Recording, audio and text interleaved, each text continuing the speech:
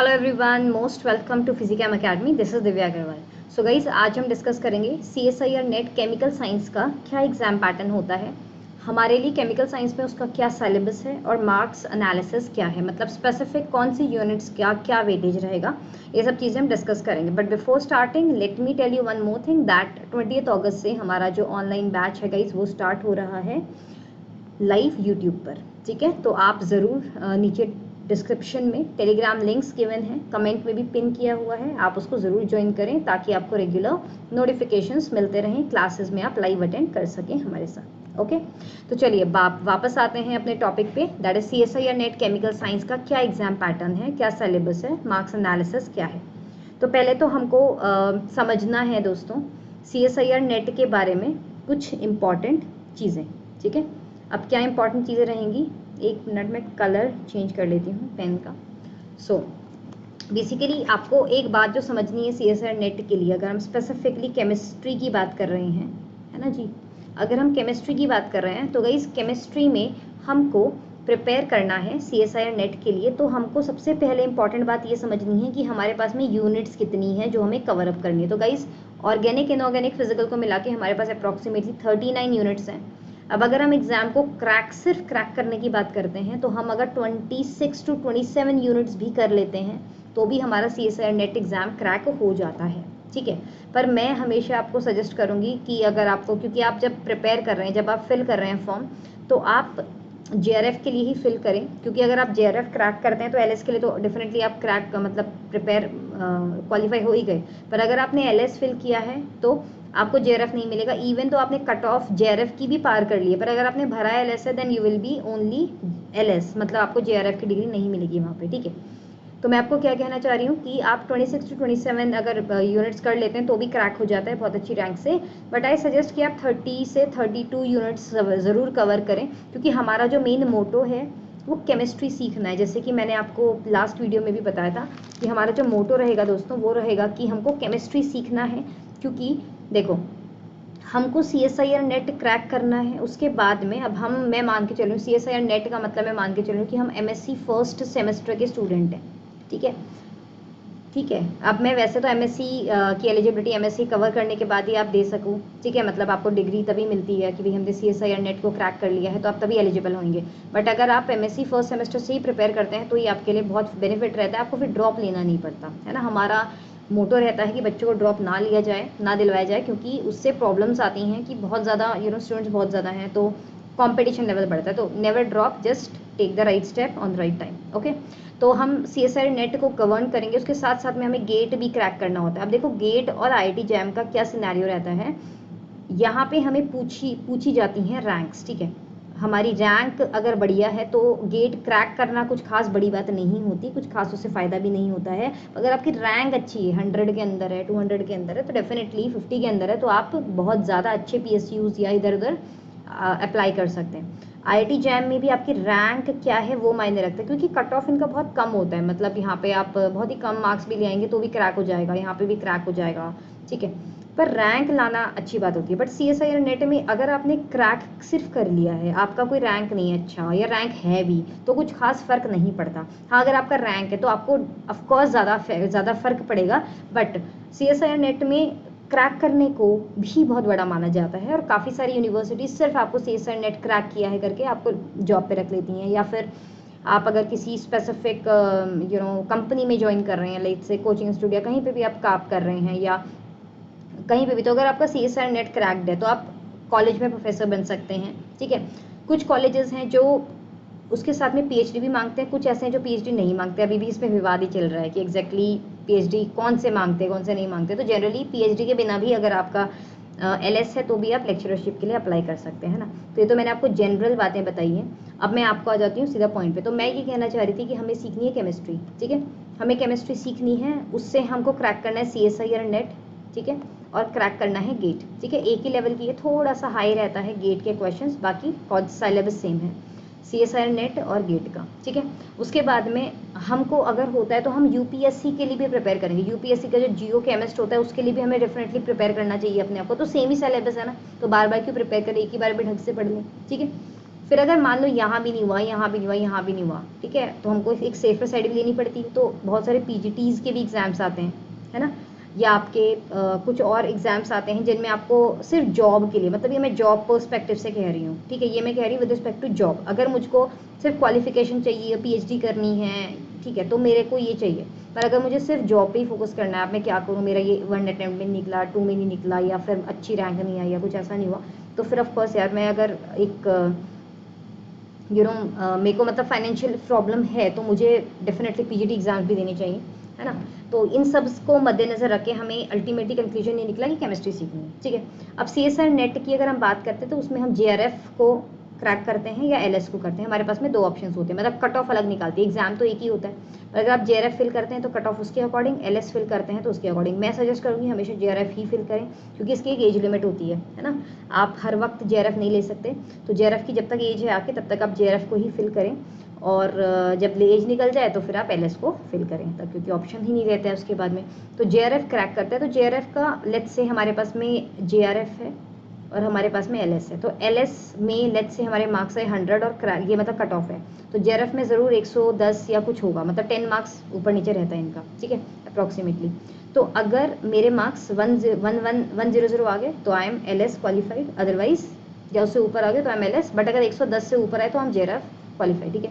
अब जेआरएफ के फायदे अपने रहते हैं, इससे आप पीएचडी में एनरोलमेंट कर सकते हो बहुत ही बढ़िया स्टाइपेंड के साथ में, तो काफ़ी अच्छी स्टाइपेंड भी मिलती है। एलएस में कोई आपको स्टाइपेंड नहीं मिलती है, बस एलएस से आप एलिजिबल हो जाते हो किसी भी कॉलेज में जाके प्रोफेसर बनने के लिए, या वहाँ के लिए एलिजिबल हो जाते हो। अब आपको लेंगे या नहीं लेंगे, आपका इंटरव्यू कैसे रहेगा, और आपका जो आप वो टेस्ट लेंगे वो कैसा रहेगा, और साथ ही साथ में क्या वो पीएचडी मांग रहे हैं कि नहीं मांग रहे, वो बात के फैक्टर्स हैं, बट ये सब मैंने आपको जनरल बातें बताई, ठीक है।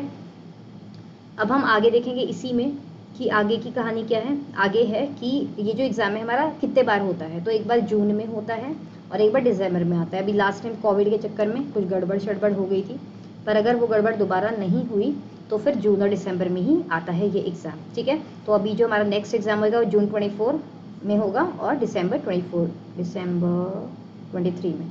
चलो ये तो इस साल का हुआ ना, मैं 24 को अगर टारगेट करूँ तो दिसंबर 24 में होगा, नेक्स्ट ईयर की मैं बात कर रही हूँ। अगर इसी ईयर की बात करूँ तो दिसंबर 23 हो गया, ठीक है। चलिए, तो अब इसमें हम आगे देखते हैं। तो हमारा टाइम कितना हमें चाहिए होता है, मतलब कितने समय का एग्जाम होता है, 3 आवर्स का होता है। क्वेश्चंस इसमें कितने आते हैं, ठीक है, क्वेश्चंस कितने आते हैं और मार्क्स कितने होते हैं, इन सब चीज़ों पे हमको डिस्कस करना है, ओके।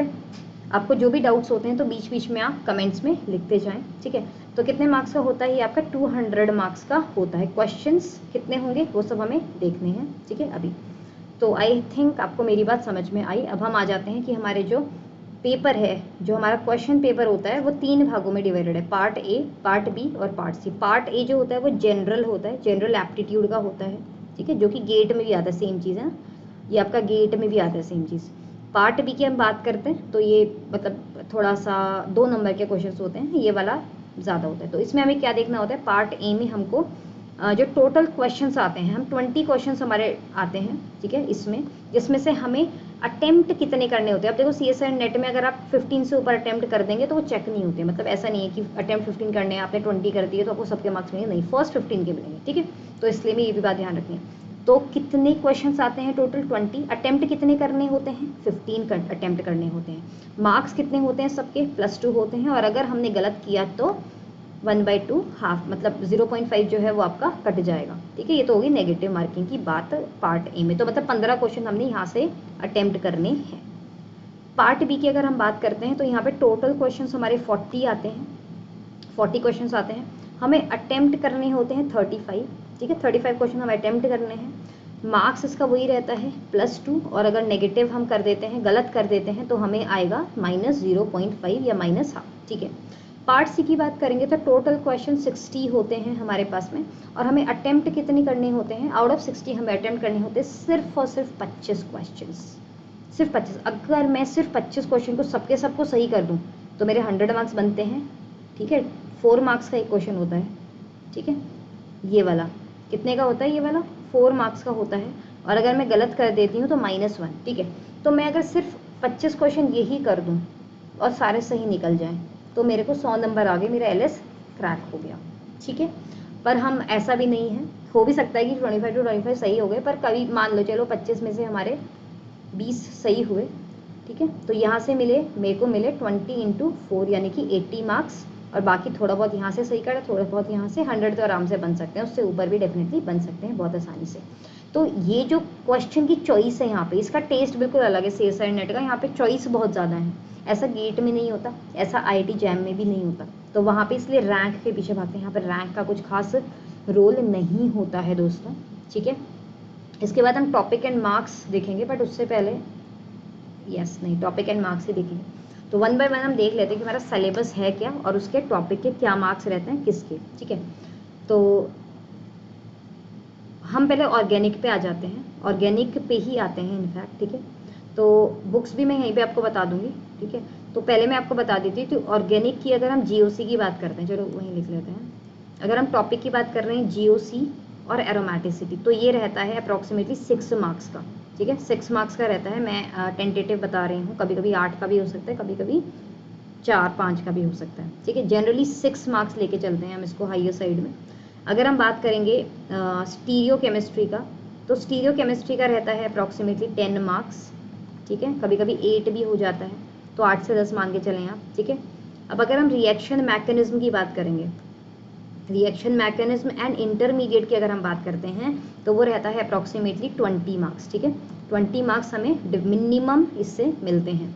रिएजेंट्स की अगर हम बात करते हैं, तो हमारा 16 से 17 मार्क्स हमारा रिएजेंट से आ जाते हैं। उसके बाद में अगर हम पेरीसाइक्लिक रिएक्शन की बात करते हैं और फोटो इलेक्ट्रिक की बात करते हैं, ठीक है, तो ये अप्रॉक्सीमेटली मेरा, ये बहुत हैवी है guys, I am telling you, 18 marks का है। देखो आप, PCR ही मैक्सिमम आती है, ठीक है। और ये सीधा सीधा कैरोथर से क्वेश्चन आते हैं, मतलब मैं आपको डायरेक्टली बता रही हूँ, कैरोथर से या ज़्वेफिल से, है ना। अब अगर हम हीट्रोसाइक्लिक की बात करते हैं, तो अप्रॉक्सीमेटली 4 मार्क्स का वेटेज रहता है। नेचुरल प्रोडक्ट की बात करूँगी तो वही 4 से 6 मार्क्स का है, ओके, नेचुरल प्रोडक्ट। उसके बाद में हमारा, अगर मैं नेम रिएक्शंस की बात करती हूँ और रीअरेंजमेंट्स की बात करती हूँ, तो यहाँ पे अप्रॉक्सीमेटली 14 to 16 मार्क्स का इसका वेटेज रहेगा, कुछ छूटा। ऑर्गेनिक स्पेक्ट्रा भी है ना। तो ऑर्गेनिक स्पेक्ट्रा की अगर हम बात करते हैं, ऑर्गेनिक स्पेक्ट्रा की अगर हम बात करेंगे, तो अप्रॉक्सीमेटली 10 नंबर का रहता है मैक्सिमम क्वेश्चन, NMR, है ना, फिर थोड़ा बहुत IR, से कम UV, इस तरीके से फंडा रहता है, ठीक है। तो ये हमारा हो गया टॉपिक्स का, ऑर्गेनिक पार्ट मैंने कवर अप किया है अभी के लिए, ठीक है। अब मैं इसको इरेज कर रही हूँ, और उसके बाद में मैं आपको बताऊंगी इनऑर्गेनिक केमिस्ट्री के रिस्पेक्ट में।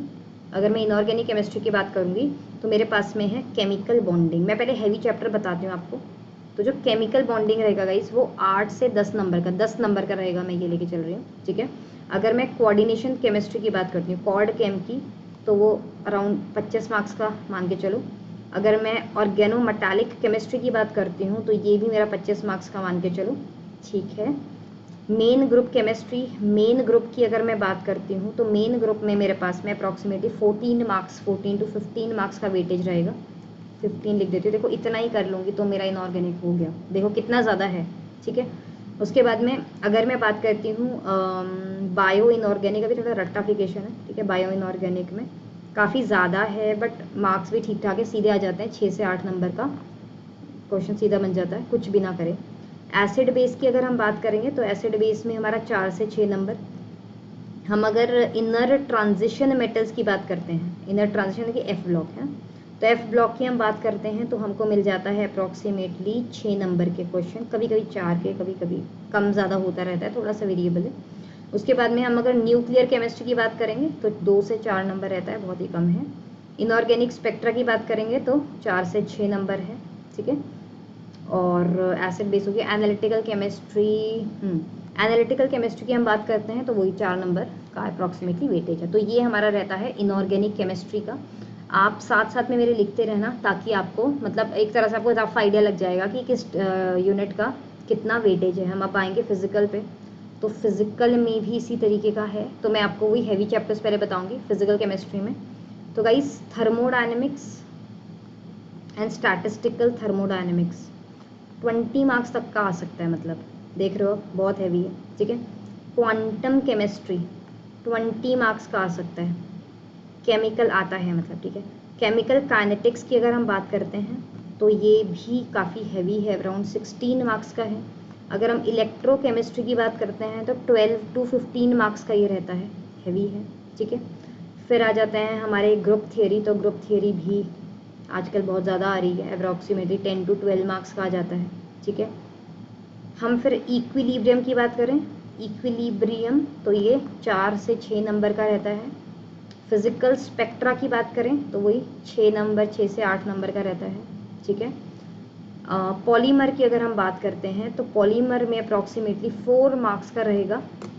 सरफेस केमिस्ट्री हम लिखेंगे तो वो भी अगेन 4 to 6 मार्क्स का रहेगा। तो ये हमारा मार्क्स वाइज वेटेज हो गया। चैप्टर भी आपको साथ साथ में पता चल गया कौन कौन से हैं हमारे सिलेबस में। तो ये हमारे CSIR नेट के वेटेज है, और सेम वेटेज हमारी गेट के लिए भी होती है, बट उसका थोड़ा सा सिनेरियो अलग है, अटेम्प्ट करने का तरीका वगैरह सब अलग है ना। तो वो चीज़ है। बाकी अब हम आपको थोड़ा सा बुक्स बता देते हैं कि कौन सी बुक्स आपको स्टैंडर्ड बुक्स लेनी है, ठीक है।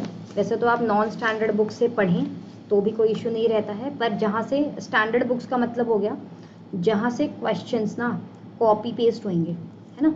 स्टैंडर्ड बुक्स कौन से हैं, जहाँ से क्या होंगे, कॉपी पेस्ट होंगे सीधा। तो बिल्कुल हमको टाइम वेस्ट नहीं करना है, सिंपली समझना ऑर्गेनिक में हमको किन बुक्स को रेफर करना है। आई एम सीइंग रेफर करना, अब ये नहीं कि पढ़ के रट्टा मारना, इतनी कर ही नहीं पाओगे, मतलब वो उनको लेके बैठ गए तो हो ही नहीं पाएगा ना, नोट्स बहुत ज़्यादा होते हैं, क्वेश्चन बहुत ज़्यादा होते हैं। रेफर करना है क्योंकि क्वेश्चन वहाँ से कॉपी पेस्ट होते हैं, और तो आपको सब मिल जाएगा, हम आपको वहीं से क्वेश्चन देंगे अपने DPPs में वगैरह वगैरह। सो जो हमारी बुक है वो है, पहली क्लेडन है, ठीक है। फिर रहती है हमारी कैरोथर, ये स्टैंडर्ड बुक्स हैं जहाँ से क्वेश्चन डायरेक्ट आते हैं। फिर ज़्विफिल एंड टार है, ठीक है, ज़्विफिल एंड टार। बाकी समझने के लिए हम थोड़ा बहुत अगर देखना है तो जेरी मार्च देख सकते हैं, ओके। और बस इतना, वैसे ज़्यादा करने की ज़रूरत नहीं है। थोड़ा बहुत चाहे तो आप इंडियन ऑथर्स की बुक्स को थोड़ा सा लैंग्वेज ईजी के लिए समझने के लिए कर सकते हैं, कुछ चीज़ समझ नहीं आती तो। इनऑर्गेनिक में एटकिंस है, श्राइवर एटकिंस, ठीक है, बहुत एक्सपेंसिव है तो PDF ही लेना, फिलहाल तो ये कहूँगी। हु ही बाइबल समझ लो इनऑर्गेनिक की, क्योंकि क्वेश्चन मतलब बाइबल का मतलब ये नहीं कि बहुत अच्छे से समझाया हुआ होता है, एक रिसर्च पेपर की तरह है, बट उससे क्वेश्चन आते हैं, मतलब कॉपी पेस्ट हो जाते हैं, है ना। तो हु ही, स्ट्राइवर एटकिंस। फिर आपका हाउस क्राफ्ट का आता है, मेसलर एंड टार है, ठीक है, टार की बुक्स हैं। ये सब बुक्स हैं जो इनऑर्गेनिक में देखें। बाकी आप JD देख सकते हो फॉर बेसिक्स, ठीक है, again I am saying for basics. ऐसे आपके अजय कुमार की आती है हिंदी ऑथर, हिंदी ऑथर मैं अभी नहीं बता रही क्योंकि वो सब आपको पता है, मैं सिर्फ वो बता रही हूँ जिनसे क्वेश्चन डायरेक्टली कॉपी पेस्ट होते हैं, ठीक है। अजय कुमार में काफ़ी सारे मिस्टेक्स भी हैं, तो आप इलियास की बुक प्रेफर करें, ज़्यादा बेटर होगा। इलियास जो है वो बिल्कुल जो अजय कुमार है वो इलियास की कॉपी है, बिल्कुल सेम, बस थोड़ा सा क्या है, अजय कुमार क्योंकि इंडियन ऑथर है तो थोड़ा सा लैंग्वेज ईजी है, ठीक है। अब अगर हम फिजिकल केमिस्ट्री की बात करते हैं तो अगेन एटकिंस है। एटकिंस लैंग्वेज वाइज थोड़ी डिफिकल्ट लगेगी तुमको, तो सिर्फ रेफर करना क्वेश्चंस के लिए, क्योंकि फिजिकल केमिस्ट्री ऐसी है, अगर आपको कॉन्सेप्ट समझ में आ गया, फॉर्मूला याद है, तो कहीं का भी क्वेश्चन ले लो, सब सॉल्व हो जाएंगे, है ना। तो एटकिंस है हमारी। फिर हम KL कपूर के क्वेश्चंस, या KL कपूर, फिर PSP एंड बाकी क्वांटम वगैरह पढ़ना है तो मैक्वेरी वगैरह आप ले सकते हैं, ठीक है। तो ये हमारी होगी कुछ बुक्स जो हमें देखनी है, ऊपर ऊपर से मतलब रेफर करनी है फॉर क्वेश्चंस, ठीक है, फॉर पॉइंटर्स कुछ इंपॉर्टेंट है तो, है ना, फॉर हाईलाइटिंग द थिंग्स। बाकी सब कुछ आपको मिल जाएगा नोट्स में, अंडरस्टैंडिंग में, क्वेश्चंस में, DPPs में, सब कुछ मिल जाएगा, बट थोड़ा बहुत अपना तरफ से भी होमवर्क करना बहुत ज़रूरी है, ठीक है। तो ये सब चीज़ें गाइस। सो आई होप आपको बातें समझ में आई होंगी, ओके। कोई इशू है तो आप मुझसे बिल्कुल कमेंट में नीचे करके पूछ सकते हैं कि आपको ये पूछना है, वो पूछना है, जो भी आप पूछना चाहते हैं प्लीज़ पूछ लें, तो मैं आपको मिलूँगी, ठीक है, रोज़ाना। तब तक के लिए take care, good night and bye bye.